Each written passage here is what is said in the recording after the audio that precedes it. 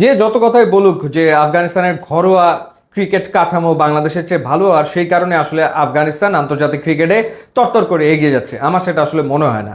আফগানিস্তানের এগিয়ে যাওয়ার অন্যতম কারণ হচ্ছে তারা তাদের ক্রিকেটারদেরকে আসলে টপ ফ্র্যাঞ্চাইজি ক্রিকেট টুর্নামেন্টগুলোতে রেগুলার খেলতে দিচ্ছে। অর্থাৎ Indian premier league, Pakistan super league কিংবা বাংলাদেশ প্রিমিয়ার লিগ কিংবা বিগ ব্যাশ, সেখানে আসলে আফগান ক্রিকেটাররা গত কয়েক বছর ধরে নিয়মিতভাবে খেলছে এবং সেটার সুফল আসলে আফগানিস্তান ন্যাশনাল টিম পাচ্ছে বলে আমার কাছে মনে হয়। সে কারণেই ওয়ানডে ওয়ার্ল্ড কাপ কিংবা চ্যাম্পিয়ন্স ট্রফি বা টি-20 ওয়ার্ল্ড কাপ, সেখানে দেখা যায় আফগানিস্তান আসলে ভালো পারফর্ম করছে গত কিছুদিন ধরে। কিন্তু বাংলাদেশ এই ক্ষেত্রে ব্যতিক্রম। বাংলাদেশ ক্রিকেট বোর্ড প্লেয়ারদের এনওসি দেওয়ার ক্ষেত্রে গড়িমসি করে এবং খুব একটা উৎসাহিত করে না ফ্র্যাঞ্চাইজি টুর্নামেন্টগুলোতে খেলার ক্ষেত্রে। আর সেই কারণে তাসকিন বার দুয়েক আইপিএলে ডাক পাওয়ার পরও খেলতে পারেনি, কিংবা সাকিব বা লিটন তাদের এনওসি নিয়োগ ঝামেলা আসলে কম হয়নি।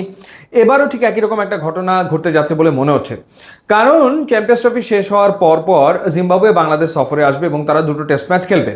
যেই সময়টাতে দুটো টেস্ট ম্যাচ খেলবে সেই সময়টাতে তো আসলে পাকিস্তান সুপার লিগ শুরু হয়ে যাবে বা চলমান থাকবে।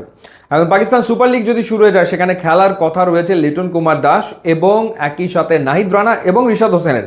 এই তিনজনের ভেতরে দুজন আবার টেস্টে খেলছেন, লিটন কুমার দাস এবং নাহিদ রানা।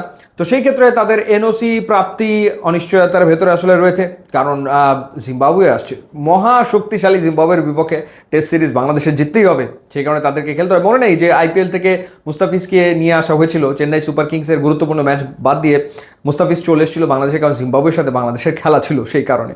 আবার আমরা দেখতে পাচ্ছি ঢাকা প্রিমিয়ার লিগ ক্রিকেটে মুস্তাফিজ খেলছেন না এখন পর্যন্ত, বা তাসকিন এখনও কোনো ম্যাচ আসলে খেলেননি।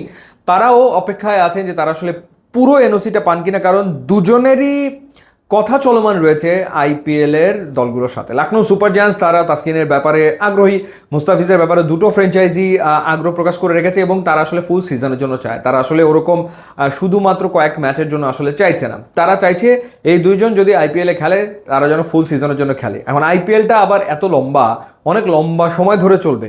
এখন এই দুইজনের ব্যাপারে যে ঘটনাটা ঘটছে সেটা হলো বাংলাদেশে পাকিস্তানে যাওয়ার কথা এবং পাকিস্তানে গিয়ে সেখানে ওয়ানডে এবং টি-20 খেলার কথা রয়েছে পাকিস্তানের বিপক্ষে। তো সেটা বাংলাদেশের জন্য খুবই গুরুত্বপূর্ণ সিরিজ।